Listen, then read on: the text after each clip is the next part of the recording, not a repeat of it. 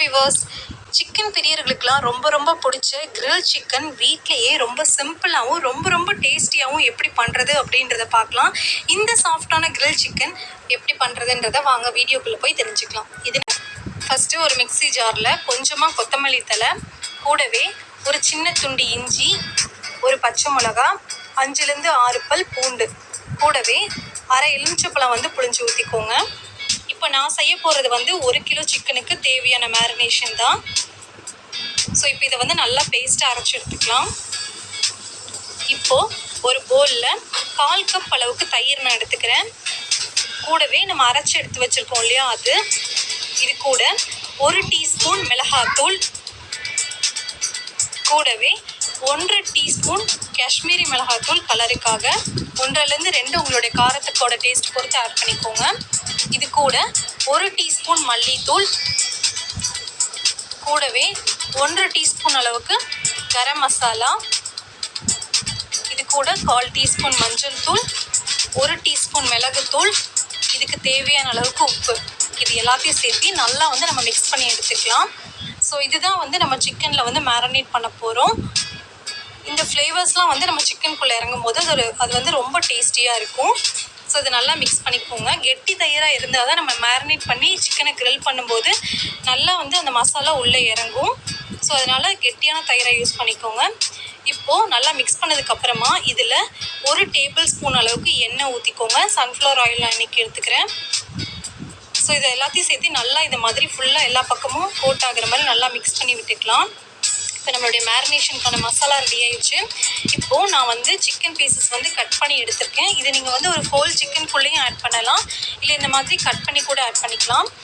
நான் பீசஸாக கட் பண்ணி தான் எடுத்திருக்கேன். ஸோ எல்லா சிக்கன்லேயும் ஸ்ப்ரெட் ஆகிற மாதிரி ஃபுல்லாக நான் மிக்ஸ் பண்ணி விட்டுக்க போகிறேன்.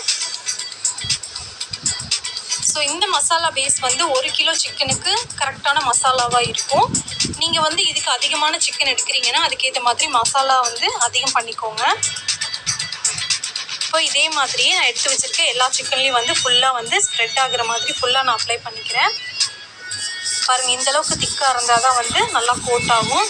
இப்போ இதை மூடி வச்சு 3லேருந்து 4 மணி நேரம் நல்லா ஊற விட்டுடலாம். நல்லா ஒரு ஏர்டைட் பாக்ஸில் போட்டுட்டு ஃப்ரீசரில் வச்சுருங்க.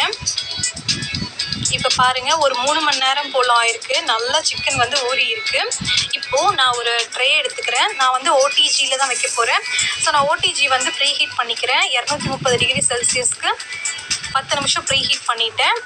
இப்போது நான் ட்ரேவை ஃபுல்லாக ஆயில் ஊற்றி நல்லா க்ரீஸ் பண்ணிக்கிறேன். ஸோ க்ரீஸ் பண்ணதுக்கப்புறமா நம்ம மேரினேட் பண்ணி எடுத்து வச்சுருக்கோம் இல்லையா சிக்கன் பீசஸ், அதை நான் ஒன்றா வச்சிடுறேன். ரொம்ப பக்கத்தில் வைக்காதீங்க, கொஞ்சம் தள்ளி வைங்க. ஸோ இதே மாதிரி எல்லாமே அரேஞ்ச் பண்ணிவிட்டு ப்ரீ ஹீட் பண்ண அவனுக்குள்ளே இதை நான் வைக்கிறேன். இப்போ நான் 230 டிகிரி செல்சியஸ்க்கு 1 மணி நேரம் ஹீட் பண்ணிக்க போகிறேன். ஸோ இது ஒரு 40 நிமிஷம் போல் ஆயிருக்கு. இந்த ஸ்டேஜில் நான் சிக்கன் வெளியே எடுத்துகிட்டு லைட்டாக எண்ணெய் வச்சு நல்லா ஸ்ப்ரெட் பண்ணி விடுறேன்.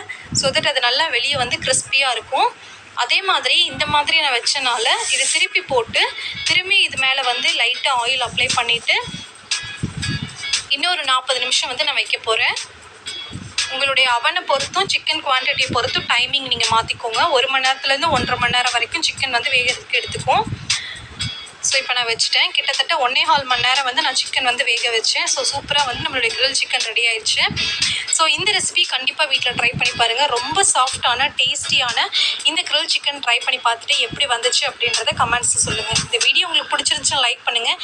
பைமோட் e-shopping app. For more details see the below the link. description பாக்ஸில் நான் இந்த லிங்க் கொடுத்துருக்கேன். நீங்கள் இந்த பைமோட் ஆப்பை நீங்கள் டீட்டெயில்ஸ் பார்த்து தெரிஞ்சுக்கலாம், பொருளும் வாங்கிக்கலாம்.